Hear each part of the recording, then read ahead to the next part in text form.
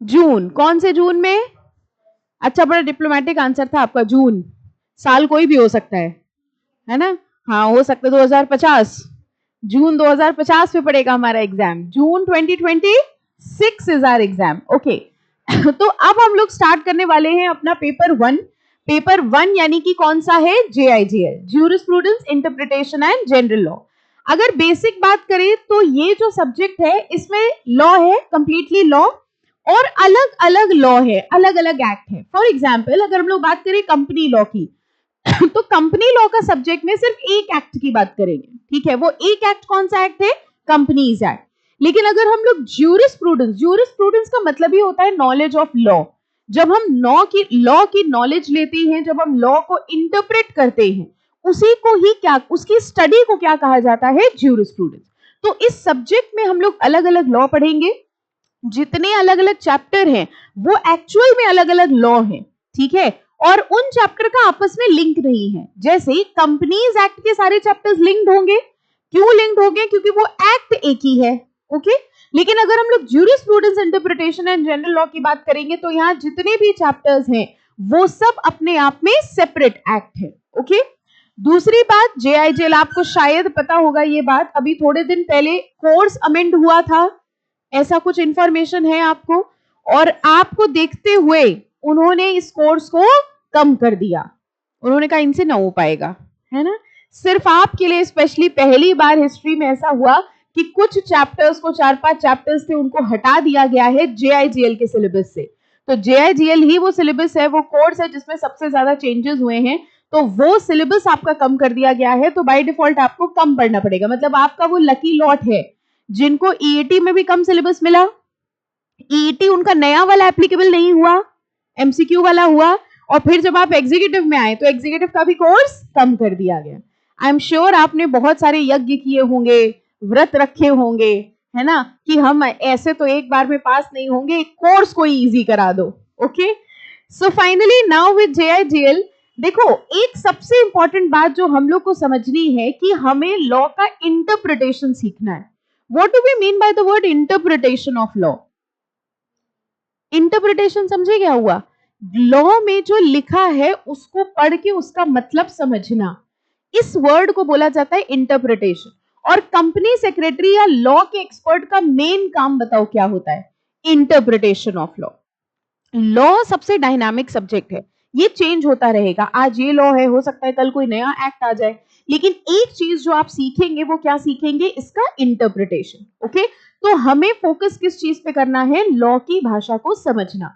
जो first chapter, second chapter हम लोग पढ़ेंगे किसी भी सब्जेक्ट में, उसमें आपको आपके बुक की लैंग्वेज हो सकता है थोड़ी सी टफ लगे, हो सकता है उसको समझने में थोड़ा प्रॉब्लम हो, लेकिन धीरे धीरे आप इस लैंग्वेज से यूज टू हो जाएंगे। ओके, ये जो लैंग्वेज है ये एक्ट की लैंग्वेज है। पहले हमको बताओ एक्ट क्या होता है। आई थिंक थोड़ा बहुत सर ने कल समझाया होगा। What is an act? जैसे हम लोग कहते हैं कंपनीज एक्ट, तो व्हाट इज एन एक्ट?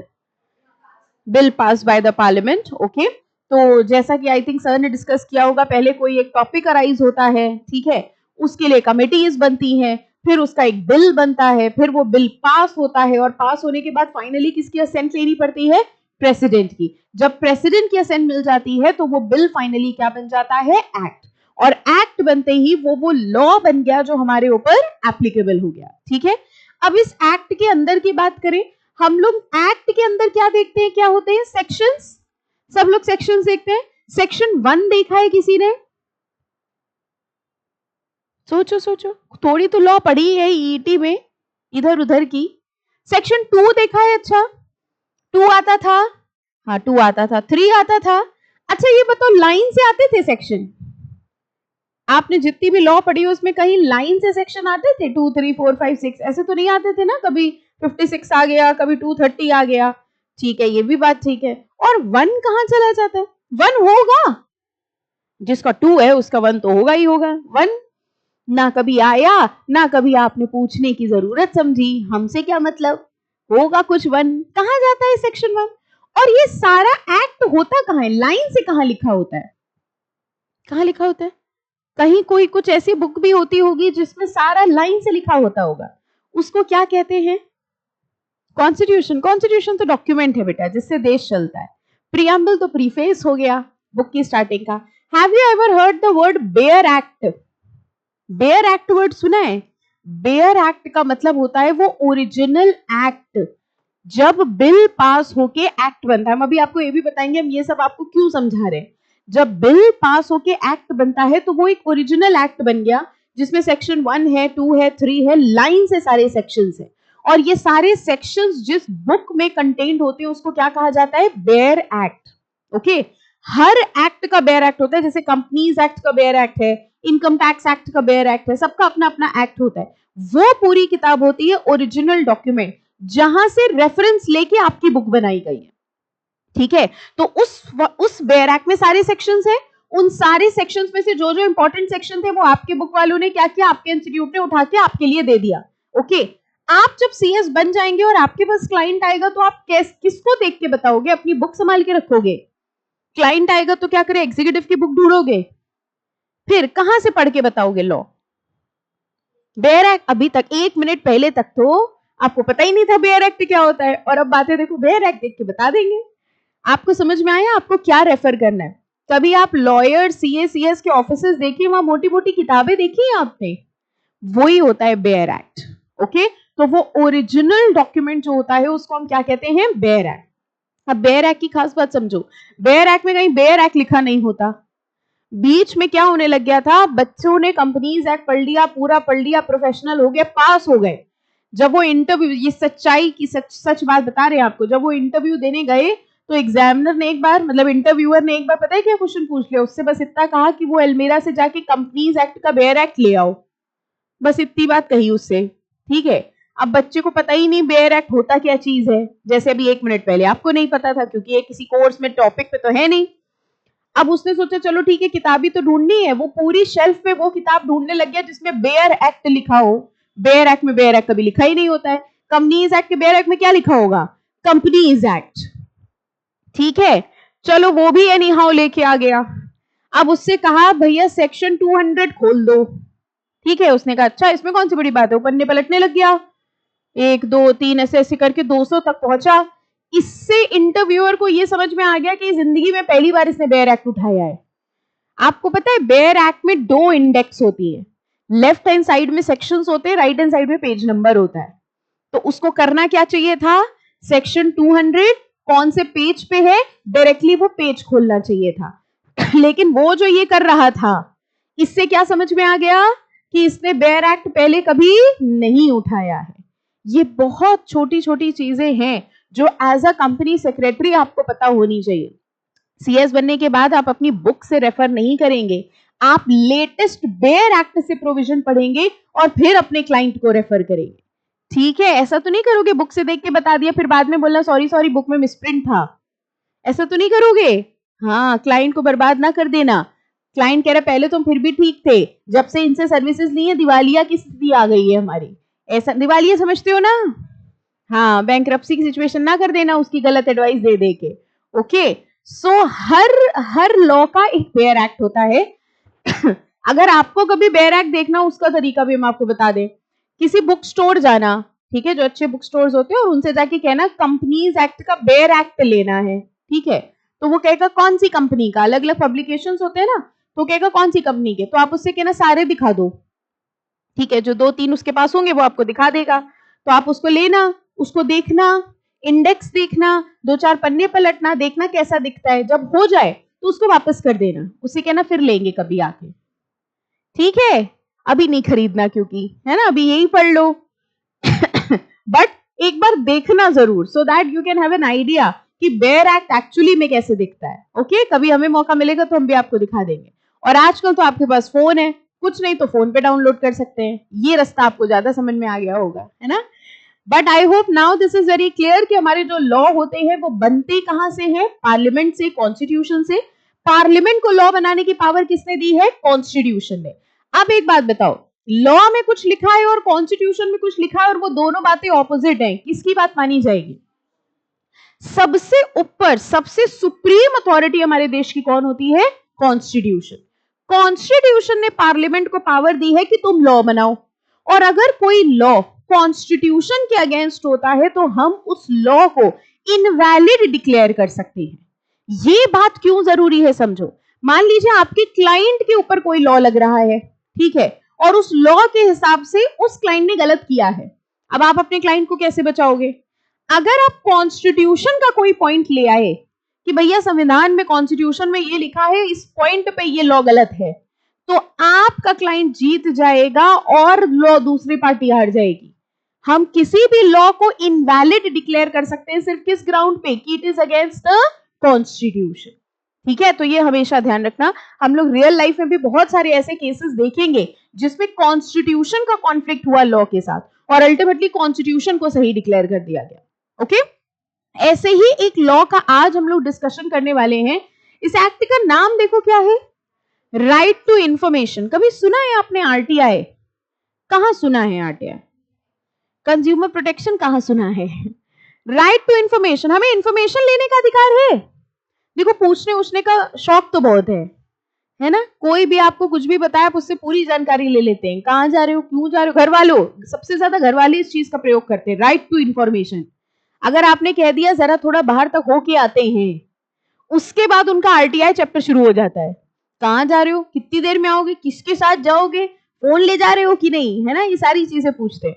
जैसे उनको हमसे सवाल जवाब करने का अधिकार है, वैसे हमारे पास भी अधिकार है। बताओ हम किससे सवाल जवाब कर सकते हैं? किससे कर सकते हैं? उसने सबसे पहले आंसर दे दिया, उसने कहा एक ही से पूछ सकते हैं और किसी से नहीं पूछ सकते, इतनी हिम्मत नहीं है हमारी। हम किससे पूछ सकते हैं? गवर्नमेंट से। अच्छा क्यों? क्यों अकाउंटेबिलिटी? सरकार हमें आंसरेबल क्यों है? आप रास्ते में जा रहे थे, अच्छा वैसे अपने शहर की तो खास बात ही है, आप रास्ते में जाते रास्ता कम होता है, गड्ढे ज्यादा होते हैं, है ना। हमें तो लगता है जब उनको कोई खाली रोड दिखाई देती है तो उनको लगता है यहाँ कुछ मिसिंग है, खोद दो, है ना। अब जब आपने इतने सारे गड्ढे देखे तो आपके दिमाग में सवाल आया, हम लोग इतने टैक्सेस देते रहते हैं, अकाउंटेबिलिटी का मतलब समझ में आया? Why government is accountable? क्योंकि हम उनको क्या देते हैं? टैक्सेस। हाँ, आप ये सोचते हैं हम इनको इतने टैक्सेस देते हैं, ये इस पैसे का करते क्या है? ये बात हमारे दिमाग में आती है, लेकिन फिर हम इतना बोल के आगे निकल जाते हैं। लीगली अगर आप इसको परस्यू करना चाहे तो आप ये सवाल किससे पूछ सकते हैं? सरकार से पूछ सकते हैं कि हमने जो आपको टैक्स का पैसा दिया है वो कहां यूज हुआ है। कुल मिला के ये अधिकार हमको कौन से लॉ ने दिया है? Right to information. Right to information act ये कहता है हमारे पास अधिकार है, सिटीजन्स के पास अधिकार है कि वो किसी भी पब्लिक अथॉरिटी से क्वेश्चन कर सकते हैं। ठीक है, नाउ इससे बताओ पहली चीज तो करप्शन कम होगा कि बढ़ेगा? बताइए, राइट टू इंफॉर्मेशन एक्ट के आने के बाद से करप्शन बढ़ गया होगा कि कम हो गया होगा? वैसे देखो करप्शन रहेगा तो है ही, है ना, फिर भी इस एक्ट के आने के बाद से कम हो गया। क्यों? क्योंकि सरकार को डर लगता है कि हमसे कभी भी कोई भी कुछ भी पूछ सकता है। और समझिए बड़े स्ट्रिक्ट प्रोविजंस हैं इस एक्ट के, बड़ा स्ट्रिक्ट बात समझना। ये एक्ट कहता है कि पहली चीज हमारे पास अधिकार है कि हम सरकार से इंफॉर्मेशन मांग सकते हैं, ठीक है, और सरकार से हमने इंफॉर्मेशन मांगी तो ऐसा नहीं है कि सरकार ने 5 साल लगा दिया इंफॉर्मेशन देने में। प्रोविजन समझना, वो कह रहे हैं हम सरकार से इंफॉर्मेशन मांग सकते हैं और अगर सरकार ने 30 दिन के अंदर इंफॉर्मेशन नहीं दी तो वो डीम्ड रिफ्यूजल मान लिया जाता है। इसका मतलब बताओ क्या हुआ? अब लॉ की क्लासेस हैं, ये वर्ड्स पकड़ना। डीम्ड रिफ्यूजल मतलब हमने उनसे इंफॉर्मेशन मांगी, 30 दिन हो गए उन्होंने इंफॉर्मेशन नहीं दी। जैसे आपके घर वालों ने आपसे पूछा कहां जाओगे कोचिंग के बाद, आपने कहा नहीं बताएंगे। अब बताओ उनके दिमाग में क्या आएगा? कुछ गड़बड़ जरूर है, बता क्यों नहीं रहे हो। अगर हम डिनाई कर देना तो उससे सस्पेशन अराइज हो जाता है। हमने आपसे कहा क्या छुपा रहे हो, आपने कहा नहीं बताएंगे। इससे बताओ मेरे माइंड में क्या आया? कुछ गड़बड़ है। सिमिलर, हाँ कुछ झूठ बोल रहे हैं। हमने सरकार से कहा इंफॉर्मेशन दो, 30 दिन के अंदर दे देना, सरकार के लिए नहीं बताएंगे, या 30 दिन हो गए सरकार ने इंफॉर्मेशन नहीं दी, तो वो क्या मान लिया जाता है? डीम्ड रिफ्यूजल, कि आपने हमें इंफॉर्मेशन देने से मना कर दिया। अब अगर आपने मना कर दिया है तो हम हायर अथॉरिटीज के पास जाके आपकी कंप्लेन कर सकते हैं। समझ में आया? इस एक्ट को क्या कहा जाता है? Right to information. अब सरकार ये नहीं कह सकती कि ठीक है हमसे सवाल पूछो, हम सालों बाद बताएंगे। कितने दिन के अंदर उनको बताना पड़ेगा? 30 डेज। अच्छा बताओ, मुकेश अंबानी से कुछ भी पूछ सकते? You know Mukesh Ambani? आप लोग जानते हैं मुकेश अंबानी को? हाँ जानते हैं? वो जानते हैं आपको? ये इंपॉर्टेंट बात थी, है ना। जिन्होंने कहा हाँ हाँ हमारा साथ का उठना बैठना है। हाँ बताइए, मुकेश अंबानी से आप कुछ भी पूछ सकते हैं, हमसे आप कुछ भी पूछ सकते हैं डाउट्स के अलावा। इसके बाद कहाँ जाएंगी, अकाउंट में कितने पैसे हैं, ये पूछ सकते हैं। हाँ इसमें ना नहीं आ रहा, आप कह रहे हैं हाँ मन तो बड़ा है पूछने का, देखो पूछ नहीं पा रहे हैं, पूछ सकते हैं कि नहीं। प्राइवेट पर्सन से right to information act applicable उनके ऊपर नहीं होगा। आप नॉर्मल किसी पर्सन से कुछ भी इतना ही पूछ लीजिए, कोचिंग के बाद हम ही आपसे पूछ ले कोचिंग बाद कहाँ जाओगे, आपको सबसे पहले जवाब पता है क्या होगा, क्यों, क्या करना, कोचिंग खत्म जाए जहां जाए, ठीक है। प्राइवेट पर्सन के ऊपर right to information act applicable नहीं होगा, ठीक है फाइन। इसका बड़ा रियल एग्जाम्पल अभी हम आपको बताएंगे आपके लिए ये कैसे एप्लीकेबल हुआ। एक केस हुआ, आप जरा समझना, आपके मतलब की बात है। Right to information act CS के बच्चों के लिए क्यों जरा इंपॉर्टेंट हो गया। आपके इंस्टीट्यूट का एक सिस्टम होता है, जैसे आप अपना एग्जाम देते हैं, एग्जाम देने के बाद रिजल्ट आता है, रिजल्ट में अगर कहीं ऊंच नीच हो गई तो हमारे पास एक ऊंच नीच, समझ गए, ऊंच तो नहीं नीचे नीच हो जाती कई बार, है ना, तो हमारे पास एक ऑप्शन होता है कि हम अपनी कॉपीज चेक करवा सकते हैं दोबारा। ये शायद बोर्ड एग्जाम में भी होता है ना, स्क्रूटनी का कोई प्रोसीजर, वही प्रोसीजर आपके इंस्टीट्यूट में भी होता है कि हम लोग अपनी कॉपीज मंगवा सकते हैं, हम लोग अपनी कॉपीज इंस्पेक्ट करा सकते हैं, ठीक है। तो हमारे इंस्टीट्यूट का एक नियम था, 2019 की पहले की बात बता रहे, एक नियम था कि अगर आप अपने रिजल्ट से सेटिस्फाइड नहीं है तो आप अपनी कॉपीज मंगवा सकते हैं, रीचेक करा सकते हैं। पर कॉपी 500 रुपए लगता था, ठीक है, 500 रुपए कॉपी मंगवाने का लगता था और 400 450 रुपए उसको इंस्पेक्ट कराने का लगता था। अब एक बच्चा था पारस जैन, वो था प्रोफेशनल का स्टूडेंट, ये सभी बातें काल्पनिक नहीं है, ये असली है, ठीक है। अभी आज हम होमवर्क देंगे आपको पारस जैन से मिलने का। सो पारस जैन प्रोफेशनल के एक स्टूडेंट थे, उन्होंने क्या किया, उन्होंने एग्जाम दिया, एग्जाम उनका अनसक्सेसफुल रहा, तो उन्होंने स्क्रूटनी डाली। जब उन्होंने स्क्रूटनी डाली तो इंस्टीट्यूट ने कहा भैया 500 रुपए लगेंगे, तो उन्होंने पता है क्या किया, उन्होंने कहा ठीक है हम आरटीआई के अंडर इंफॉर्मेशन मांग लेंगे। पहले तो हमको बताओ ये कैसे हुआ, क्या आरटीआई के अंडर आईसीएसआई से इंफॉर्मेशन मांगी जा सकती है, बताओ कैसे। पहले तो ये बताओ आपका जो इंस्टीट्यूट है वो पब्लिक बॉडी है कि प्राइवेट बॉडी है, कैसे, मिनिस्ट्री के अंडर आती है, ओके। और आईसीएसआई के नीचे क्या लिखा है, लिखा होता है made by an act of parliament, इसको पार्लियामेंट द्वारा बनाया गया, इसका मतलब ये भी एक पब्लिक अथॉरिटी है। अब बताओ आरटीआई के अंडर हम उनसे क्वेश्चन पूछ सकते हैं कि नहीं, पूछ सकते हैं। तो जो ये पारस जैन थे उन्होंने आरटीआई के अंडर इंस्टीट्यूट से कहा हमको मेरी कॉपी निकलवा के दो, ठीक है। बात समझना, गलती ये हो गई पंगा ले लिया लॉ के ही बच्चे से, पहले उसी लॉ के बच्चे को एग्जीक्यूटिव में आरटीआई पढ़ाया, फिर वही बच्चा जब प्रोफेशनल में आया तो उसने आरटीआई किसी के ऊपर लगा दिया, इंस्टीट्यूट के ऊपर। केस हुआ है आईसीएसआई वर्सेस पारस जैन, ये केस हुआ, ठीक है। इन्होंने कहा आरटीआई के अंडर कॉपी दो, क्योंकि आपको पता है आरटीआई के अंडर इंफॉर्मेशन मांगने की फीस कितनी होती है, 10 रुपए, 5 रुपए, 2 रुपीज पर पेज, ठीक है। आरटीआई के अंडर अगर हम लोग इंफॉर्मेशन मांगते हैं तो 2 रुपए, 4 रुपए, 10 रुपए की फीस होती है, और इंस्टीट्यूट कितने रुपए लेता है, 500 रुपए की फीस लेता है। अब समझ में आया पारस जैन ने केस किस चीज पे किया। पारस जैन ने कहा भैया आरटीआई के अंडर कॉपी मंगवाएंगे, हमको 10 रुपए में मेरी कॉपी दो। इंस्टीट्यूट ने कहा नहीं हमारे अपने चार्जेस हम 500 रुपए लेंगे। पारस जैन ने केस फाइल कर दिया, किसके खिलाफ, आईसीएसआई। अच्छा कोई और बच्चा होता तो सोचता इनसे पंगा ना लो, अभी डिग्री मिलनी है, लेकिन नहीं, पारस जैन ने केस लड़ा और बताओ कौन जीता, पारस जैन जीत गए। आपका इंस्टीट्यूट केस हार गया, पारस जैन केस जीत गया कि यस आईसीएसआई एक पब्लिक अथॉरिटी है, और अगर पब्लिक अथॉरिटी है तो राइट टू इंफॉर्मेशन एक्ट उसके ऊपर एप्लीकेबल हो गया, और अगर आरटीआई एप्लीकेबल हो गया तो आपको वही फीस लेनी पड़ेगी जो आरटीआई के अंडर प्रिस्क्राइब्ड है, आप 500 रुपए नहीं ले सकते। और उसके बाद से आज तक आरटीआई के अंडर बच्चे अपनी कॉपी निकलवाते हैं, हाँ ये रियलिटी है। यानी अब जब अगर होपफुली आपको जरूरत ना पड़े, लेकिन अगर आपको कॉपी निकलवाने की जरूरत पड़ेगी तो आप भी 5-10 रुपए में अपनी आरटीआई के अंदर copy निकलवाएंगे, all thanks to Paras Jain, ठीक है। तो अब जहां अपना मंदिर बनाओ वहां एक उनकी फोटो लगा लेना। आज आपका एक होमवर्क है, अभी चैप्टर शुरू नहीं हुआ होमवर्क दे दिया। होमवर्क ये है, देखो अब हम लोग लॉ पढ़ रहे हैं तो हम लोगों को ना थोड़ा सा इंटरैक्टिव होना पड़ेगा। अब आपको वैसे होमवर्क नहीं मिलेंगे कि ये करके लाओ वो करके लाओ। अब आज आपका होमवर्क ये है कि आपको रिसर्च करना है इस केस पे, ICSI वर्सेस पारस जैन पे। जो आपको लगता है ना केस एक लाइन के होते हैं, इन्होंने ये कहा, ये जीत गए, फिर आपको रियलिटी में समझ में आएगा कि कितने बड़े केसेस होते हैं। तो आज पहली क्लास में पहला होमवर्क आपको ये मिला है ICSI वर्सेस पारस जैन। इस पूरे केस को आपको पढ़ के आना है, पारस जैन से मिल के आना है, फिजिकली नहीं, ठीक है। कैसे पता करेंगे केस के बारे में? बताओ गेस करो, कैसे पता करोगे?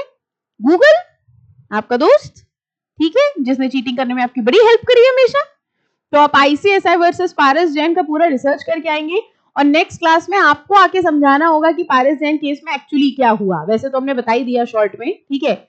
ऐसे जो जो इंपॉर्टेंट केस स्टडीज होंगे ना, वो हम आपको होमवर्क के लिए देंगे, जिसपे आप रिसर्च करेंगे और फिर अगले दिन यहाँ पर आके, आपको पता है ये ब्लॉग इसीलिए बनवाया है हमने, ये दिख रहा है रेड रेड, यहाँ खड़े होके सब देखने भी लग गए। अच्छा, इसकी खास बात ये, आपको यहाँ खड़े होके केस समझाना होता है और अगर आप नहीं समझा पाए ना तो ये खुल जाता है, हाँ, और फिर सुरंग के थ्रू आप यहाँ बगल में ऊपर पहुंच जाते हैं। बताओ बगल में ऊपर क्या है? इंस्टीट्यूट, ठीक है, समझ आया। तो हम लोग ऐसे कुछ सेशंस भी करेंगे। फिलहाल पारस जैन के केस से RTI एक्ट बड़ा इंपॉर्टेंट हो गया था, किसके लिए? CS के बच्चों के लिए। एक और रियल एग्जांपल समझो इधर आपने RTO ऑफिस देखा है, अगर अपने शहर की बात करें, कुछ लोगों को नॉलेज हो तो। अच्छा, दैनिक जागरण का ऑफिस देखा है? छोड़ो। रेव मोती देखा है? इसमें हाँ आ जाता है बच्चों का, जितनी चीजें हम पूछते हैं उसमें नहीं आती। रेव मोती हाँ रोज का अपना। वहां क्या है? वहां GST डिपार्टमेंट है, ठीक है। अब समझना हुआ क्या, अगर कभी आप वहां से निकलना तो वहां क्या है, GST डिपार्टमेंट के बाहर कुछ लोग बैठ के ना, ऐसे टाइपराइटर, कचहरी के बाहर भी आपने देखा होगा, टाइपराइटर लेके बैठते ना जो नोटरी टाइप के लोग, तो वो लोग वहां पे लगाए हुए थे, ठीक है, उनके फुटपाथ पे। तो किसी ने RTI में एक एप्लीकेशन डाल दी कि ये बताओ, ये लोग जो टाइपराइटर लगा के बैठते हैं, इनका जो किराया आता है, ये आप कहाँ दिखाते हो इनकम में? सोच के देखो, RTI में सवाल किससे पूछा है? GST डिपार्टमेंट से। आप RTI की पावर देख रहे हैं, GST डिपार्टमेंट से पूछ रहे हैं, ये जो आपके फुटपाथ पे बैठे हैं, ये फर्जी तो बैठते नहीं होंगे, कुछ ना कुछ आप इनसे लेते होंगे, और जो पैसा आप इनसे लेते हो वो कहां जाता है, उसकी अकाउंटेबिलिटी क्या है? आपको पता है जिस दिन ये RTI एप्लीकेशन फाइल करी गई थी, उसके अगले दिन से सब हट गए, कोई नहीं दिखा दूर दूर तक। This is the power of RTI। आपके पास भी अधिकार है, आप ये पूछ सकते हो इंस्टीट्यूट से कि जो हम लोग से इतनी फीस लेते हैं आप, ठीक है, उसका क्या करते हैं, कहां जाती है, कहां खर्च होती है। लेकिन मेरा सजेशन है, ये सब आप उनसे तब पूछना जब पास हो जाओ एक बार, ठीक है, उसके बाद उनसे पंगा लेना। ओके, अच्छा, क्या हम RTI में ये पूछ सकते हैं कि मैं फेल क्यों कर दिया, पढ़ के तो इतना आए थे? ये पूछ सकते हैं। एक बच्चे ने RTI में ये पूछ लिया, बताओ JHL के पेपर में क्वेश्चन क्या दिए, और सुनो 30 दिन में बता दो। अगर 30 दिन में हमको नहीं बताया तो हम डीम्ड रिफ्यूजल मान लेंगे, कर सकते हैं, ये नहीं पूछ सकते। अच्छा, एक और बात बताओ, आपने बड़ा गेम खेला, आपने ministry of defence, public authority है, मिनिस्ट्री ऑफ डिफेंस से ही पूछा, ये बताओ जितनी अपनी मिसाइलें हैं उनकी पासवर्ड क्या क्या है? पूछ सकते हैं, क्यों? ये क्यों नहीं पूछ सकते? RTI में एप्लीकेबल होगा, ये भी लास्ट में लिखा आपने, सुनो 30 दिन याद रखना, 30 दिन में नहीं बताया हम डीम्ड रिफ्यूजल मान लेंगे। पूछ सकते हैं, नहीं पूछ सकते। अच्छा, क्या आप ये पूछ सकते हैं कि तुम्हारे सीक्रेट एजेंट्स कहां कहां छिपे हुए हैं? पूछ सकते हैं, ये सारी इंफॉर्मेशन नहीं पूछ सकते, क्यों? इन सारी इंफॉर्मेशन को RTI के अंदर एग्जेम्प्ट किया गया है, क्योंकि ये किस नेचर की होती है? कॉन्फिडेंशियल। सिक्योरिटी रीजन से इन इंफॉर्मेशन को RTI के अंदर नहीं पूछा जा सकता। इसके अलावा कोई भी सिटीजन किसी भी पब्लिक अथॉरिटी से कोई भी इंफॉर्मेशन मांग सकता है, और वो इंफॉर्मेशन उस पब्लिक अथॉरिटी को कितने दिन के अंदर देनी होती है? 30 डेज। 30 डेज में इंफॉर्मेशन अगर नहीं दी तो उसको क्या मान लिया जाता है? Deemed refusal. समझ आ गया ये एक्ट क्या है? ठीक है, देखो, right to information law, I think books तो होंगी नहीं किसी के पास, अप्लाई कर दी है? कोई ऐसा बच्चा है जिसने रजिस्ट्रेशन नहीं कराया और बुक्स का वेट कर रहा हो? ऐसा तो कोई नहीं है कि नहीं रजिस्ट्रेशन नहीं कराया, लेकिन बुक तो मेरी भी नहीं आई, रजिस्ट्रेशन कराने के बाद ही आएंगी बुक्स। अच्छा, चलो throughout the world RTI is seen by many as the key to strengthening participatory democracy. What do we mean by the word democracy? Democracy शब्द बड़ा सुना है, स्टेटस भी आप लोग कई बार लगा लेते हैं, democracy democracy. What does this word means? Democracy, right to choose. हमारा राइट टू चूज में सबसे बड़ा अधिकार क्या चूज करने का है? गवर्नमेंट। हम गवर्नमेंट चूज कर सकते हैं, ठीक है। कह रहे हैं हमारा चूज करने का अधिकार है, हम गवर्नमेंट चूज कर सकते हैं और इसी से हमको ये अधिकार मिला है कि हम उनसे पूछ भी सकते हैं, जिसको हमने चूज किया है हम उससे पूछ सकते हैं कि आपने हमारे फंड्स का यूज कैसे किया। ओके, अब ये कह रहे हैं nearly 70 countries around the world have now adopted comprehensive freedom of information. 70 countries में आरटीआई आया और उसके बाद इंडिया की गवर्नमेंट ने, देखो कौन से ईयर में आरटीआई आया, 2005, बहुत पुराना एक्ट नहीं है, 2005 में उन्होंने आरटीआई एक्ट को अडॉप्ट कर लिया, ठीक है। अब यहां से आते हैं सबसे पहले राइट टू नो। हमारे पास कुछ फंडामेंटल राइट्स हैं कि नहीं है? फंडामेंटल राइट्स कौन कौन से हैं जरा बताओ। राइट टू स्पीच है, सबसे पहला यही याद आता है, right to speech, right to equality, okay, और राइट टू फ्रीडम। फ्रीडम के अंदर आते हैं freedom of speech, freedom of expression, freedom of assembly, ठीक है। और कौन से अधिकार है हमारे पास? अच्छा बताओ, हमारे पास राइट टू स्लीप है, राइट टू स्लीप है। आप कह रहे राइट का तो नहीं पता, ड्यूटी टू स्लीप तो है। ड्यूटी स्लीप हमारी बहुत ज्यादा है ना, जब देखो तब हमें नींद आ जाती है। हाँ, duty to sleep, right to sleep नहीं है, राइट टू स्लीप पीसफुली है। ये भी हमारा एक फंडामेंटल अधिकार है कि हमें चैन से सोने का अधिकार है, और अगर कोई हमें डिस्टर्ब करेगा तो हम उसके खिलाफ एक्शन ले लेंगे, बता देना मम्मी को, ठीक है, हमें सोने देना अब चैन से, हम कोर्ट में चले जाएंगे सीधे। उन्हीं फंडामेंटल राइट्स में हमारे पास एक फंडामेंटल राइट है, राइट टू नो, हमें जानने का अधिकार है। और इसी राइट टू नो से बताओ कौन सा एक्ट आया? RTI act. Right to information act arise कहां से हुआ? कौन से फंडामेंटल राइट से हुआ? Right to know. देखो, before dwelling on RTI act, mention should be made that case Reliance Petrochemical Limited, ये पहला केस है। अब केस लॉ आपके लिए इंपॉर्टेंट है, अभी तक ईटी में आप इनको इग्नोर कर रहे थे, ठीक है, लेकिन अब ये सब आपको याद करने हैं। Reliance Petrochemical Limited versus Indian Express, ये पहला केस था in which Supreme Court read into article 21 the right to know. Article 21 किस चीज का था आप बता सकते हैं? Right to live. What was article 21? कभी पढ़ा नहीं ना आज के पहले? What was article 21 anyone? Right to life and personal liberty तो नहीं था? बोलो हाँ वही है ना, right to life and personal liberty, जो इंक्लूड करता है right to know. The Supreme Court held that right to know is a necessary ingredient of participatory democracy. ये लाइन अंडरलाइन करो, सुप्रीम कोर्ट ने कहा डेमोक्रेसी के लिए राइट टू नो होना जरूरी है। हम चूज तभी कर पाएंगे जब हमें पता हो, हमें सरकार के बारे में सारी इंफॉर्मेशन है, तभी तो हम चूज कर पाएंगे कि हमें किसे वोट देना है। तो पार्टिसिपेटरी डेमोक्रेसी अगर हम चाहते हैं तो उसके लिए क्या होना जरूरी है? Right to know, okay. उसके बाद इसी के सेकेंड पैराग्राफ, बल्कि ये लास्ट लाइन एक मार्क क्या करेंगे अभी आप? आर्टिकल 21 कन्फर्स, नोट्स बनाने हैं, अच्छा सबको ये ध्यान से समझिएगा, जेआईजीएल में आपको नोट्स बनाने हैं। नोट्स कैसे बनाने हैं वो हम आपको बता देंगे, कुछ नहीं, जो जो इंपॉर्टेंट है, जैसे इस पैराग्राफ में आपको इंपॉर्टेंट दिखा है रिलायंस पेट्रोकेमिकल का केस, ठीक है, एक इंपॉर्टेंट ये लाइन, जो जो इंपॉर्टेंट चीजें आपको दिख रही है उसको आपको पॉइंटर्स के फॉर्म में बनाना है।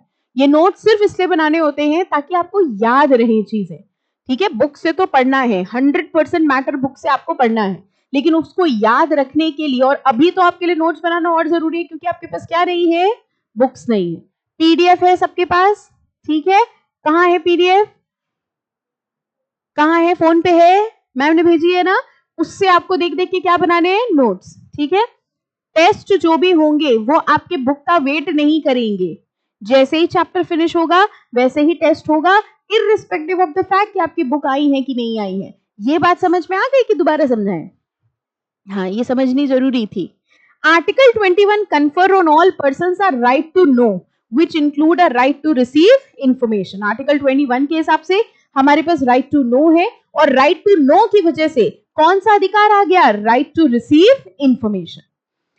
एक दूसरा आर्टिकल जो इसमें एप्लीकेबल होता है, it may be pointed out that right to impart and receive information is a species of right to freedom of speech and expression. अब बताओ ये कौन सा राइट होता था? Freedom of speech and expression. हमें बोलने का अधिकार है, हमें एक्सप्रेस करने का अधिकार है, और उसी के साथ अधिकार मिला है जानने का। तो दो फंडामेंटल राइट्स अगर हम आपसे पूछें जिसकी वजह से ये एक्ट आया है, बताओ कौन कौन से हुए? Two fundamental rights, right to speech, ठीक है, फ्रीडम ऑफ स्पीच जो कि आर्टिकल कौन सा है 19, और दूसरा कौन सा फंडामेंटल राइट है जिसकी वजह से ये एक्ट आया? Article 21, right to know, right to life and personal liberty. वो केस कौन सा था जिस केस के बाद इस एक्ट को बनाया गया? पूरा, रिलायंस नहीं, पूरा बताओ। Reliance Petrochemical versus Indian express, ठीक है, इतना याद रहेगा। जब अभी आप इतना याद करेंगे ना तो एग्जाम तक रिलायंस याद रह जाएगा। यू गॉट माई पॉइंट, ठीक है। तो तीन चीजें हम लोगों ने पढ़ी। राइट टू इंफॉर्मेशन एक्ट दो फंडामेंटल राइट्स की वजह से आया है, आर्टिकल 19 जो कि बात करता है freedom of speech and expression, दूसरा आर्टिकल 21 जो कि बात करता है right to life and personal liberty which gives right to know, और वो case Reliance Petrochemical versus Indian Express जिस केस की वजह से ये एक्ट इनकॉर्पोरेट हुआ। ठीक है, समझ में आ गया? हम लोग कौन सा चैप्टर पढ़ रहे हैं? फुल फॉर्म बताओ आरटी है। राइट टू इंफॉर्मेशन, ये एक्ट कब आया? 2005 में आया। और ये चैप्टर कौन से सब्जेक्ट में पढ़ रहे हैं? और जीआईजीएल पेपर नंबर कौन सा है? 1। और इस जीआईजीएल के पेपर का एग्जाम कब है? 1 जून, बी स्पेसिफिक, 1 जून 2026। ठीक है, ओके। अभी पहला दिन, पहली लाइन और सीधे एग्जाम की याद दिला रहे हैं तो गलत बात है। अच्छा, अब यहां से आ जाओ, salient features of the act देखेंगे। यहां तो बस ये लिखा है कि ये एक्ट कब कब पास हुआ, वेरी इंपॉर्टेंट सेलिएंट फीचर्स। अब एक एक पॉइंट आप जरा हमको समझाएंगे। सबसे पहला वाला बताओ, थोड़ा टफ है, क्लियर है सबको? जम्मू एंड कश्मीर में किसी ने गवर्नमेंट से इंफॉर्मेशन मांगी, बताओ मांग सकता है कि नहीं? आरटीआई में मांग सकता है, क्यों? अब देखो आपके पास ये चीजें कैसे आए। एक चीज वो आपने याद कर लिया, दूसरी चीज हुई आप सीएस बने, आपके पास क्लाइंट आया, वो क्लाइंट था जम्मू का, ठीक है। क्लाइंट ने कहा भैया आरटीआई के अंदर इंफॉर्मेशन मांगना चाह रहे हैं, लेकिन वो कह रहे हैं आरटीआई जेएनके में एप्लीकेबल ही नहीं होता। अब आप उसको क्या जवाब देंगे बताइए? आप सीएस हैं, आपका ऑफिस है, हम क्लाइंट हैं, हम आपके पास आए, थोड़ा प्रैक्टिकली सोचना, हम इंडिविजुअली पूछेंगे सबसे। हमने आपसे कहा भैया आरटीआई के अंदर हमको एक इंफॉर्मेशन मांगनी है, लेकिन लोग हमसे कह रहे हैं कि आरटीआई तो जेएनके में एप्लीकेबल नहीं हो रहा, तो बताओ हम आरटीआई में इंफॉर्मेशन मांग सकते हैं कि नहीं मांग सकते हैं? आप क्या देंगे? याद करे बैठे होंगे, याद होगा आपको आरटीआई, तब तक आप क्लाइंट से क्या कहेंगे? मांग सकते हैं, याद होगा आपको तब तक। इतने सारे एक्ट पढ़ने हैं, 100-200 एक्ट। आप क्लाइंट से कहेंगे कि हाँ ठीक है, अपने सारे इंपॉर्टेंट डॉक्यूमेंट्स मेरे पास छोड़ के जाओ, हम तुम्हें बुलाएंगे 1-2 दिन में। कभी भी क्लाइंट को ये ना बताना कि काम बड़ा आसान है, समझना मेरी बात को। क्लाइंट ने पूछा जेएनके में पता नहीं, वो लोग कह रहे नहीं हो सकता ये वो, आपने कहा नहीं हो सकता है, जाओ फिर फीस मांग के दिखाओ, देगा ही नहीं। अब तुमने क्लाइंट को कहा अच्छा हाँ मामला तुम्हारा सीरियस है, डॉक्टर्स नहीं देखे आपने, मामला तुम्हारा सीरियस, तुम एक काम करो सारे डॉक्यूमेंट्स मेरे पास छोड़ो, हम 1-2 दिन में तुम्हें बताएंगे, ठीक है। फिर 2 दिन बाद फोन करना कि हाँ बात तो ठीक है, कह तो सही रहे, लेकिन हम मेरे पास उपाय है, मेरे पास एक प्रोविजन है, उसके हिसाब से तुम एप्लीकेशन दे सकते हो आरटीआई में, तुम आराम से दो। तो क्लाइंट को लगेगा कि तुमने 2 दिन मेहनत करी, फिर जब तुम फीस लोगे तो वो जस्टिफाइड लगेगा। वो अपनी प्रॉब्लम लेके आया, तुमने कहा बस बैठो 2 मिनट में काम हो जाएगा, फिर देगा वो फीस आपको। हमेशा उसको क्या दिखाना है? मैटर कॉम्प्लिकेटेड है ना? डॉक्टर्स यही करते हैं ना कि कुछ था नहीं बस बचा लिया हमने तुमको, आपको भी यही करना है। लेकिन ये आपको कैसे करना है? जैसे ही क्लाइंट जाएगा वैसे ही आप क्या खोलेंगे? आरटीआई का बेयर एक्ट। बेयर एक्ट में देखेंगे कि वो कहां कहां एप्लीकेबल है। जैसे ही आपने देखा अच्छा होल ऑफ इंडिया में एप्लीकेबल है, आपको समझ में आ गया कि आरटीआई की एप्लीकेशन कहीं से भी दी जा सकती है। तो सबसे पहला सेलिएंट फीचर कौन सा हो गया? RTI act extends to whole of India. Second कह रहे हैं it provides a very definite day of its commencement. ये पॉइंट अभी 2 मिनट में समझा रहे, पहले हमें थर्ड आप समझाओ। देखिए आपको कितनी जेआईजीएल आ रही है। कह रहे हैं it shall apply to public authorities, मतलब किससे पूछ सकते हैं? Public authorities. पब्लिक अथॉरिटी कौन सी अथॉरिटीज हुई? गवर्नमेंट अथॉरिटी, सरकार, आईसीएसआई पब्लिक अथॉरिटी हुई कि नहीं हुई? Yes, ICSI is a public authority. अच्छा, income tax department public authority हुई? Yes, it is a public authority. Electricity department public authority हुई कि नहीं हुई? Yes it is a public authority. जो भी गवर्नमेंट या गवर्नमेंट से रिलेटेड काम कर रहा है वो सबके सब क्या कहलाए जाते हैं? Public authority. तो इंफॉर्मेशन सिर्फ और सिर्फ किससे मांगी जा सकती है? Public authority. एबीसी लिमिटेड एक लिस्टेड कंपनी थी, ठीक है, उस लिस्टेड कंपनी में कुछ फंड्स का झोलझाल हुआ, तो एक सिटीजन ऑफ इंडिया ने आरटीआई एप्लीकेशन फाइल करी एबीसी लिस्टेड कंपनी के ऊपर और उनसे कहा कि आप हमें 30 डेज के अंदर इंफॉर्मेशन प्रोवाइड करवाइए। बताइए उसने सही किया या गलत किया? सही किया? नहीं सही किया? क्वेश्चन रिपीट करें, ध्यान से सुनना, केस स्टडी बेस्ड क्वेश्चन ही आते हैं एग्जाम में। एबीसी लिमिटेड एक लिस्टेड कंपनी थी, उस लिस्टेड कंपनी में फंड्स का कुछ हेरफेर हुआ, सिटीजन ऑफ इंडिया ने आरटीआई के अंदर एक एप्लीकेशन फाइल करी और उनसे 30 डेज में इंफॉर्मेशन मांगी। उस कंपनी ने उस इंफॉर्मेशन को डिनाई कर दिया। अब आपको बताना है एज पर योर ओपिनियन, क्या इंफॉर्मेशन जो सिटीजन ने मांगी है वो सही है?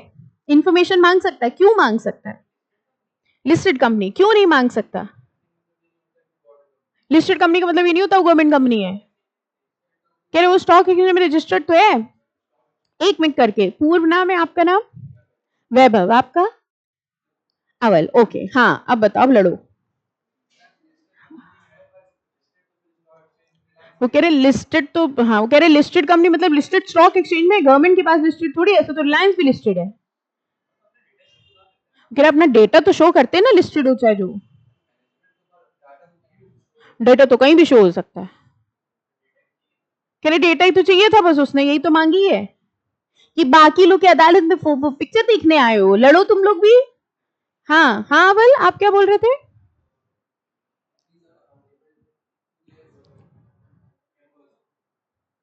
वो कह रहे हैं मेंबर मांगता तो दे देते, सिटीजन क्यों मांग रहा है?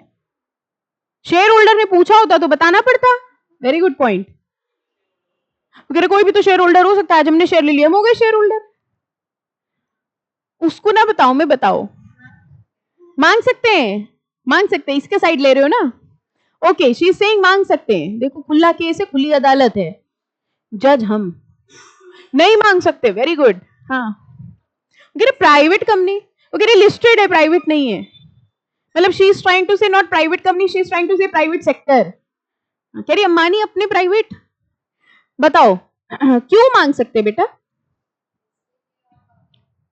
Okay, she is saying listed company, public company, तो सिटीजन तो इंफॉर्मेशन मांग ही सकता है। पब्लिक, हाँ okay, she is saying public का पैसा लगा तो पब्लिक पूछ रही है क्या हुआ। कह रही क्या हुआ, इतनी शांति, हमने कुछ गलत बोल दिया? हाँ वैभव,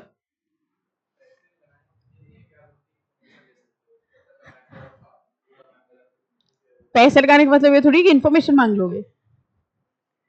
हाँ भाई, हाँ तान्या, नहीं कुछ नहीं, ऐसे थोड़ी होता है। ये भी सही है, हम बन गए लॉयर, हमसे पूछा गया क्या करी, नहीं कुछ नहीं, रहने दो, तुम लोग जीत जाओ।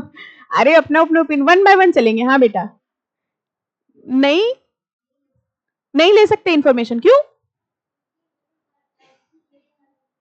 हम लोग एक बात समझ लो, हर केस हम लोग ऐसे ही डिस्कस करेंगे, ठीक है? हमारी क्लास ओपन अदालत होती है, फिर लास्ट में बोलते हैं तमाम सबूतों और गवाहों को मद्देनजर रखते हुए। हाँ बेटा, ले सकते हैं कि नहीं, इंफॉर्मेशन मांग सकता है वो सिटीजन। कह रही अच्छा जो उसका मन हो देख ले। नहीं मांग सकता, तुम कह रही थी मांग सकता है। मांग सकता है, मेंबर है तो मांग सकता है, लेकिन मेंबर नहीं है, हमने आपसे बोला सिटीजन है, शेयर होल्डर नहीं है। नहीं मांग सकता, नहीं मांग सकता, मांग सकता है, नहीं मांग सकता, नहीं मांग सकता। सारे एक्सपेंस शो कर सकते हैं, लेकिन वो देखो क्वेश्चन ये नहीं है कि उन्होंने जोलजाल किया है कि नहीं, क्वेश्चन ये है कि वो आरटीआई के अंडर इंफॉर्मेशन मांग सकता है कि नहीं। बताओ मांग सकता है कि नहीं? क्वेश्चन यहां पर सिर्फ इतना है, किसी भी केस स्टडी बेस्ड क्वेश्चन में सबसे पहले देखना होता है प्रोविजन क्या है। प्रोविजन हमको यहां पर यह देखना है कि क्या वो लिस्टेड कंपनी पब्लिक अथॉरिटी है? वो पब्लिक अथॉरिटी नहीं है, उस कंपनी के कंपनी सेक्रेटरी आप थे। अब बताओ अपनी कंपनी को कैसे बचाओगे? आपकी कंपनी से किसी सिटीजन ने आरटीआई के अंडर एप्लीकेशन मांगी, बोर्ड ऑफ डायरेक्टर्स आपकी तरफ देख रहे हैं, बताओ क्या करना है? अब आप क्या बताएंगे? मांग लो नहीं मांग लो, मांग लो नहीं मांग लो, यही कहेंगे? आप कहेंगे भैया ये कंपनी पब्लिक अथॉरिटी में कवर नहीं होती, और अगर ये पब्लिक अथॉरिटी में कवर नहीं होती तो सीधी बात आरटीआई एप्लीकेबल ही नहीं हुआ। अगर RTI is not applicable, RTI is applicable only to the public authority. Company चाहे लिस्टेड हो चाहे पब्लिक हो, वो public authority, there is a difference between listed company and government company. Government company वो company होती है जिसमें 51% गवर्नमेंट का होता है, बट लिस्टेड कंपनी तो नॉर्मल कंपनी जिसने स्टॉक एक्सचेंज पे अपने आप को लिस्ट करा लिया। क्या वो लिस्टेड कंपनी पब्लिक अथॉरिटी है? नो। अगर वो पब्लिक अथॉरिटी नहीं है तो उसके ऊपर आरटीआई एप्लीकेबल नहीं हुआ, और एप्लीकेबल नहीं हुआ तो तमाम सबूत और गवाहों को मद्देनजर रखते हुए इंफॉर्मेशन नहीं मांगी जा सकती। अच्छा अब बताओ, इसी में ट्विस्ट कर दें, सिटीजन नहीं है, शेयर होल्डर है। पहली बात तो समझो, शेयर होल्डर को आरटीआई के अंदर मांगने की जरूरत ही नहीं, वो कंपनीज एक्ट में मांग लेना, उसका तो अधिकार है मांगना। शेयर होल्डर इंफॉर्मेशन मांग सकता है क्योंकि उसने पैसा लगाया है, सिटीजन ने थोड़ी लगाया। You getting the difference? इतनी बारीकी से प्रोविजन को देखना पड़ेगा। अब वो कहानी खत्म हो गई कि याद कर लिया हो गया, ठीक है, आपको देखना पड़ेगा कि कौन सा पॉइंट फंसा। आपने तुरंत अपनी कंपनी की तरफ से जवाब दिया, भैया हमारी कंपनी पब्लिक अथॉरिटी नहीं, आरटीआई लगेगा ही नहीं, एप्लीकेशन, बात खत्म हो गई, आरटीआई नॉट एप्लीकेबल, आगे चर्चा ही नहीं करनी। केस जीत गई आपकी कंपनी, आपकी वजह से केस जीतेगी तो आपकी सैलरी बढ़ेगी कि नहीं बढ़ेगी? है ना, खुश होंगे वो लोग, ठीक है। तो थर्ड पॉइंट देखो, इतना जरा सा पॉइंट था, इतनी चर्चा कर ली हम लोगों ने, it shall apply to public authority. अच्छा अगला बताओ, पढ़ेंगे आप, क्वेश्चन पूछेंगे हम पढ़ो, पढ़ लिया? कौन सा पढ़ना है बता दे, ये पढ़ लिया? अच्छा, पीटर है एक, गेस करो पीटर कहां के होंगे? इंग्लैंड, ये पता है ना सबको। पीटर है वो इंग्लैंड के हैं, लेकिन पिछले 20 सालों से वो इंडिया में रह रहे हैं, ठीक है। जब वो 20 सालों से इंडिया में रह रहे थे तो उनको हमारी सरकार की हरकतें समझ में नहीं आई, तो पीटर ने राइट टू इंफॉर्मेशन एक्ट के अंदर एप्लीकेशन फाइल करी और सरकार से इंफॉर्मेशन मांगी फंड्स की। Can Peter file an application under RTI act? Have you understood my question? Peter England के हैं, वो 20 साल से इंडिया में रह रहे हैं, क्योंकि वो 20 साल से इंडिया में रह रहे हैं तो वो इंडिया की गवर्नमेंट की सर्विसेज ले रहे हैं। अब हमने आपसे सवाल ये पूछा, पीटर को सरकार समझ में नहीं आई, उसने आरटीआई के अंदर एप्लीकेशन दी, बताओ दे सकता है पीटर की नहीं? हाउ मेनी ऑफ यू से yes? Okay, how many of you से नो?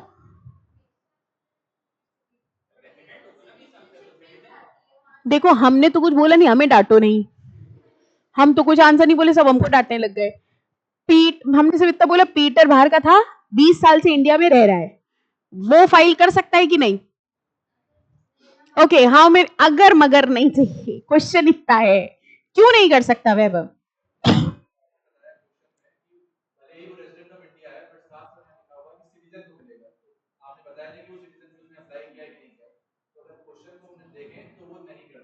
एब्सोल्युटली, बिल्कुल बिल्कुल ऐसे ही दलीलें दी जाती हैं कोर्ट में, ठीक है, वेरी गुड। सी, सबसे पहली बात तो what is the difference between resident and citizen? Citizenship किसको मिलती है? By birth. सिटीजन वो होता है जो बाय बर्थ हो, और रेसिडेंट वो होता है जो रह रहा हो। हमारे केस में पीटर रेसिडेंट है कि सिटीजन है? और हमने तो क्वेश्चन में बताया नहीं कि उसने सिटीजनशिप के लिए अप्लाई किया कि नहीं किया, तो हम क्या मान के चलेंगे? ही इज ओनली रेसिडेंट, और अगर वो सिर्फ रेसिडेंट है तो वो आरटीआई के अंदर एप्लीकेशन नहीं दे सकता। अब देखो, पहले क्वेश्चन से सेकंड क्वेश्चन में आपको खुद समझ में आया कैसे इंटरप्रेट करना है? This is what is known as interpretation of law. Interpretation का मतलब ये याद करना नहीं कि अच्छा पब्लिक अथॉरिटी, सिटीजन, इंटरप्रेट करना, क्योंकि इस पे आपके पास आएंगे केस स्टडी। जो केस स्टडी बेस्ड क्वेश्चंस होते हैं ना, यही आगे चल के आपके क्लाइंट्स बन जाते हैं। क्लाइंट्स आपके पास ये इंफॉर्मेशन लेके आएंगे और आपको प्रोविजन को समझते हुए ये आंसर करना होगा। ओके, अच्छा अगली बात समझो, पब्लिक इन, ये बता दे रहे हैं हम, public information officer assistant PIO will be responsible to deal with the request. अब क्या हुआ, अभी एक पॉइंट ऊपर का बच्चा है, वो अभी हमें बताना है 120 दिन वाली बात, पहले ये समझो। कह रहे हैं पब्लिक अथॉरिटीज से जब कहा गया कि भैया आरटीआई एक्ट आ गया, अब लोग आपसे कुछ भी पूछ सकते हैं, तो लोगों को बड़ी मजा आ गई, उन्होंने कहा अच्छा सरकार से कुछ भी पूछ सकते हैं, लोग खुद को क्वेश्चन पूछने लग गए। तो पब्लिक अथॉरिटी ने कहा जब से इनको क्वेश्चन पूछने का मौका मिला है, कुछ ना कुछ पूछते ही रहते हैं, हम लोग इनको और ऊपर से नीचे धमकी देते कि 30 दिन में बता देना। हम लोग अपना नॉर्मल काम नहीं कर पा रहे, इनको आंसर ही करते रह जाते हैं। तो फिर एक्ट ने कहा अच्छा परेशान ना हो, हर पब्लिक अथॉरिटी के पास एक ऑफिसर होगा जिसका काम होगा इंफॉर्मेशन देना।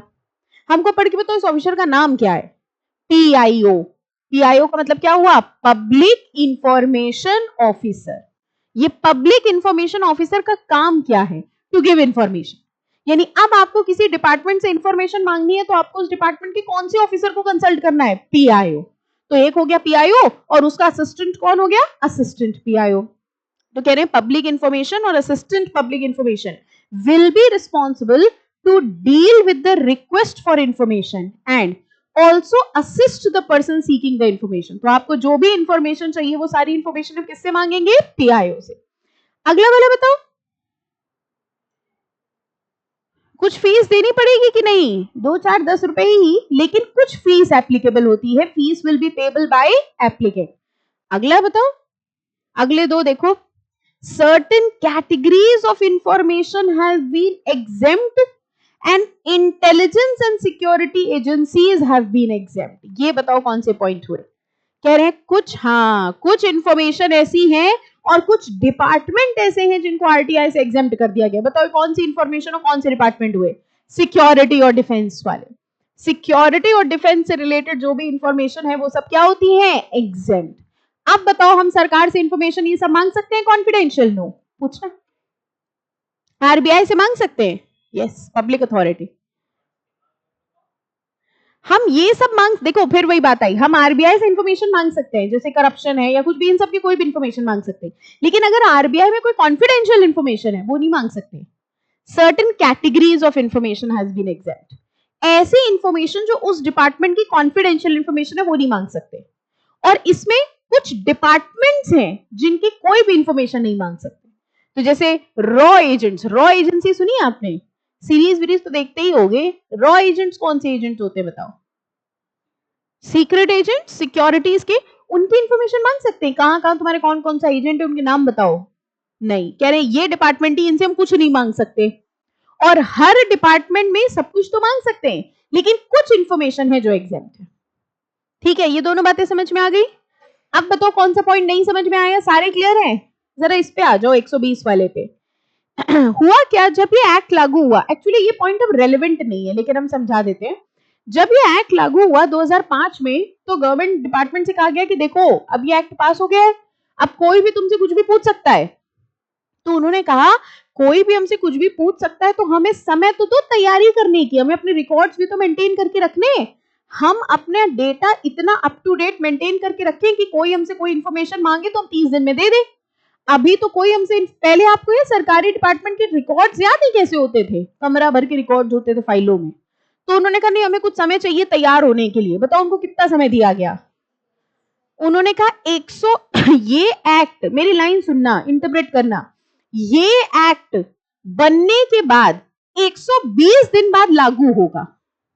बताओ इसका मतलब क्या हुआ? बनने के 120 दिन बाद लागू होगा, मतलब बन तो गया लेकिन 120 दिन का समय दिया गया किसको? डिपार्टमेंट्स को। किस चीज के लिए?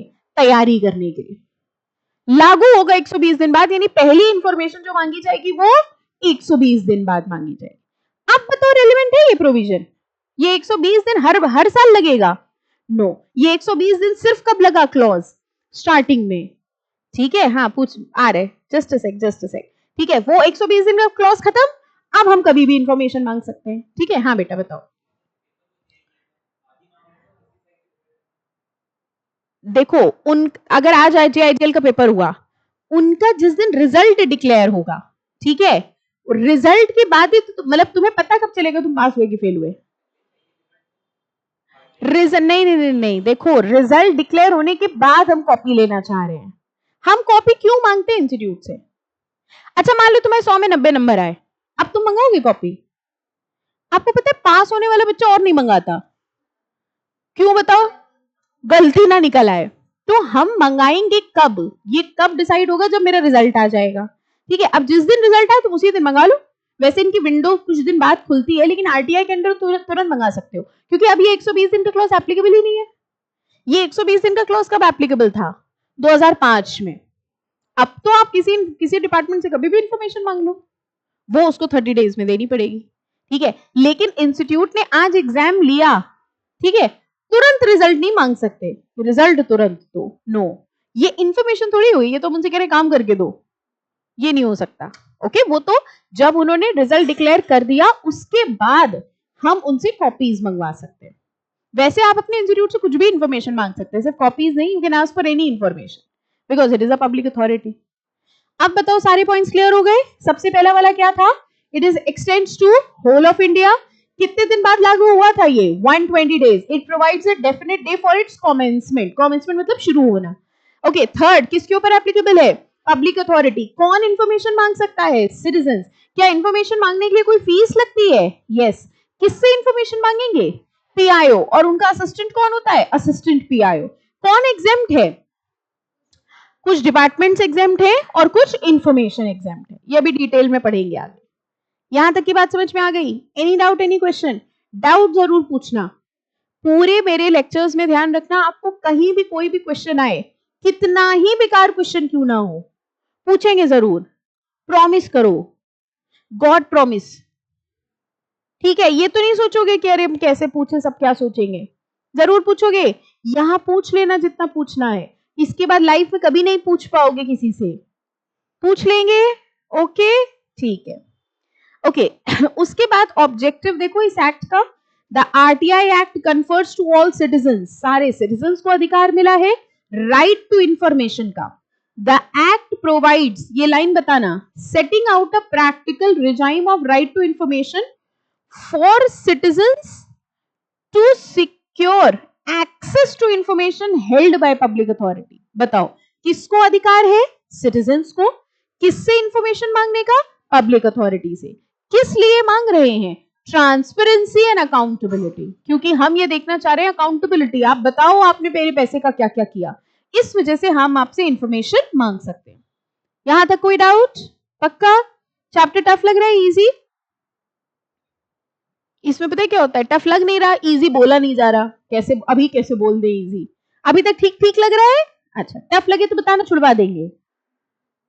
नहीं ना? हाँ, केस लॉ एक आया है Anjali Bhardwaj and others versus Union of India. The Supreme Court of India observe, ये लाइन इंपॉर्टेंट है, there is a link between right to information and good governance. पहले हमको बताओ गवर्नेंस का मतलब क्या है? What is the meaning of the word governance? हमको बताओ आपके इंस्टीट्यूट का विजन क्या है? फिर से बोले, आईसीएसआई का विजन क्या है? अरे बाप रे, वापस जाओ सीएसईटी में तुम। What is the vision of ICSI? To be a global leader in promoting good corporate governance. आप किसके लीडर बनने जा रहे हैं? कॉर्पोरेट गवर्नेंस है क्या? Governance, what is governance? Governance आपको पता है कंपनी सेक्रेटरी का सबसे इंपॉर्टेंट वर्ड है। आप कॉर्पोरेट गवर्नेंस के लीडर है, अब यही लीडर तो है, ये नहीं पता किस चीज के। गवर्नेंस मतलब governing rules and regulation. Corporate governance मतलब rules and regulations applicable on a company. ठीक है? यहां पे कह रहे हैं there is a direct link between right to information and good governance. एक बात बताओ, हमने आपसे कहा नोट्स बना लेना, और हमने कभी आपके नोट्स चेक नहीं किए, आप बनाएंगे? ये देखो कितनी जल्दी आंसर आए। नहीं, ये कैसी बात है? और अगर हम हर क्लास में पहले आपके नोट्स चेक करें फिर बनाएंगे? अगर आपको लग रहा है मैम कभी भी रजिस्टर मंगवा सकती हैं तो बनाएंगे? हाँ, हमारा गवर्नमेंट डिपार्टमेंट अपने रिकॉर्ड्स बना के नहीं रखता था, लेकिन जब से आरटीआई एक्ट आया है और उसको पता चल गया कोई भी कभी भी कुछ भी पूछ सकता है, तब से गवर्नमेंट ने अपने रिकॉर्ड्स बनाना शुरू कर दिया। Up to date records maintained है, यानी उनका गवर्नेंस अच्छा हुआ कि बुरा हो गया? अच्छा हो गया। अब हमें ये लाइन समझाओ that there is a direct link between right to information and good governance. True or false? True. जितना ज्यादा right to information का अधिकार है, गवर्नेंस उतना अच्छा होगा। ठीक है? कौन से केस में डिस्कस किया गया था ये? Anjali Bhardwaj versus Union of India. आज की क्लास में दो केसेस पढ़ लिए हम लोग ने अभी तक। पहला केस कौन सा था? Reliance Petrochemical versus Indian express. दूसरा कौन सा था? अंजलि भारद्वाज। ये तो नहीं कर दोगे कि रिलायंस पेट्रोकेमिकल वर्सेस अंजलि भारद्वाज? कितने बच्चों को लग रहा है कि हाँ बात तो सही है? मिक्स खिचड़ी ना बनाना, दोनों अलग अलग है। अंजलि भारद्वाज केस में हुआ था there is a direct link between right to information and good governance. कह रहे हैं ट्रांसपेरेंसी ज्यादा हो जाएगी पब्लिक अथॉरिटी में, सिटीजन्स इन्फॉर्म्ड हो जाएंगे, हमारे जो सिटीजन्स है वो इन्फॉर्म्ड रहेंगे, उनको पता रहेगा कि सरकार क्या कर रही है। अकाउंटेबिलिटी बेटर हो जाएगी। ये लास्ट लाइन देखो, ये कह रहे थे आरटीआई एक्ट आने के बाद ऐसा हो जाएगा, हुआ? थोड़ा तो हुआ है ना, कुछ तो बेटर हुआ। Reduction in corruption in government departments. यहां तक की बात सबको समझ में आ गई? ठीक है, चलो यहाँ पे हम लोग आज का लेक्चर इसको स्टॉप करेंगे। होमवर्क, पहला होमवर्क क्या था आपका? पारस जैन से मिलके आएंगे, ठीक है। दूसरा होमवर्क ये, यहां तक के नोट्स बनाएंगे पीडीएफ से देख के, ठीक है, इसको रीड करेंगे। और नेक्स्ट टर्न पे देखो हम लोग स्टार्ट करेंगे पब्लिक अथॉरिटी से, ठीक है। और एक सवाल हम आपसे पूछते हुए जाएंगे। सवाल ये है, एक एंटिटी थी जिसमें 100% फंडिंग सरकार की थी, मतलब लेट्स से एक एनजीओ था, उस एनजीओ में सरकार की पूरी फंडिंग थी, ठीक है। उस एनजीओ पे किसी ने आरटीआई की एप्लीकेशन दी। जब आरटीआई की एप्लीकेशन दी गई तो एनजीओ ने रिजेक्ट कर दिया। एनजीओ ने कहा भैया I am not a public authority और इसलिए हमें जवाब देने की रिक्वायरमेंट नहीं है। आपको ये बताना है कि एनजीओ के ऊपर आरटीआई एक्ट लगेगा कि नहीं लगेगा। टू बी कंटिन्यूड होमवर्क था ना ये, ठीक है। ओके, नेक्स्ट लेक्चर पे इसको डिस्कस करेंगे। चलो, thank you so much all of you.